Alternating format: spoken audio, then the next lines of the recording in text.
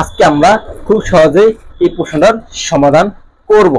দেখো প্রশ্ন বলছে কি 3i vector minus 4j vector ভেক্টরটির মান কত। তো দেখো একটা ভেক্টর দেওয়া থাকলে আমরা ভেক্টরের মান কিভাবে নির্ণয় করব। তো দেখো প্রথম কাছে একটা বড়কে একটা রূপ চিহ্ন দেবো।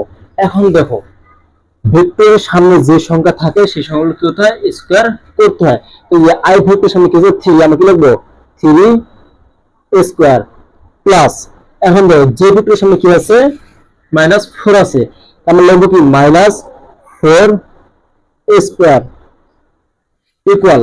তো দেখো আমরা কি করব, এখন মান বের করব। 3 স্কয়ার মানে কত 9 প্লাস -4 এর উপরে 7 হয় 16 হয়, মানে প্লাস হয়ে যায় 9 আর 6 কে আমরা কি যোগ করে দিলে কত হয় 25। তো √25 মান কত 5, তাহলে আমাদের आंसर কি হবে 5। কত আছে ক নম্বর অপশন, তাহলে आंसर কি হবে ক নম্বর অপশন। আশা করি সবাই বুঝতে পারছেন। আর আমার চ্যানেলে যারা নতুন তারা অবশ্যই আমার ইউটিউব চ্যানেলে সাবস্ক্রাইব করে পাশে থাকবে এবং ফেসবুক পেজে দেখবে আর অবশ্যই আমার ফেসবুক পেজে ফলো দিয়ে পাশে থাকবে। সবাইকে অসংখ্য ধন্যবাদ।